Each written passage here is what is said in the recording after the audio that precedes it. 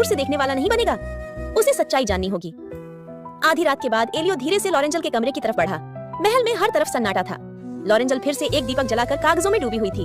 एलियो दरवाजे की चौखट पर रुक गया। उसका दिल तेजी से धड़क रहा था। वो कुछ पल बस उसे देखता रहा। उसकी पेशानी पर गिरी लटें, कलम की मुलायम हरकत और उसकी आंखों में छुपा हुआ डर और हिम्मत। फिर एलियो ने धीरे से दरवाजे पर दस्तक दी। लॉरेंजल चौंक गई।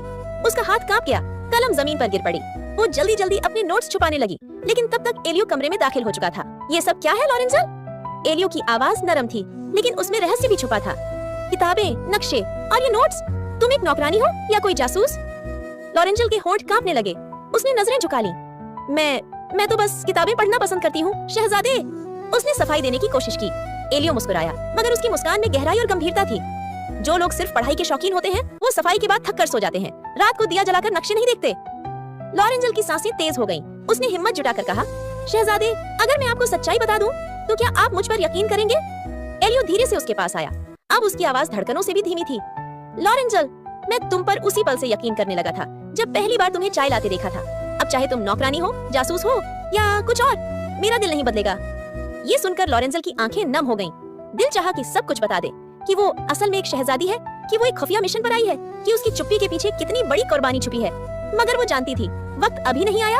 उसने कांपती आवाज में बस इतना कहा, शहजादे, आप सिर्फ इतना जान लीजिए कि मेरा दिल भी उतना ही भारी है जितना आपका।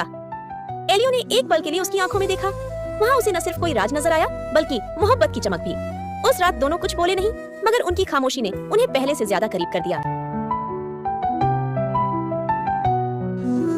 अगली सुबह महल के दरबार में अजीब हलचल थी। वजीरों और दरबारियों के चेहरों पर बेचैनी और डर की लकीरें थीं। हर कोई धीमी आवाज में कुछ न कुछ कह रहा था। शहजादा एलियो तख्त के पास खड़ा था। जब वजीर आजम आगे बढ़ा और भारी आवाज में बोला, शहजादे, हमें एक बहुत खतरनाक खबर मिली है।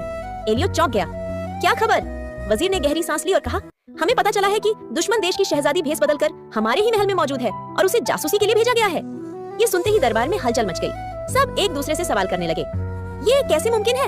वो कहाँ छुपी है? अगर ये सच है तो खतरा बहुत बड़ा है। वजीर ने ऊंची आवाज में कहा, उस शहजादी को तुरंत ढूंढ निकाला जाए, वरना हमारी सल्तनत पर बड़ा संकट आ जाएगा। एलियो की धड़कन जैसे थम सी गई। उसकी नजर अपने आप दरबार के कोने की ओर मुड़ी, जहाँ लॉरेंजल झुकी नजरों के साथ खाने का थाल थामे खड़ी थी। उसके हाथ कांप रहे थे। कुछ पलों के लिए वक्त जैसे रुक गया।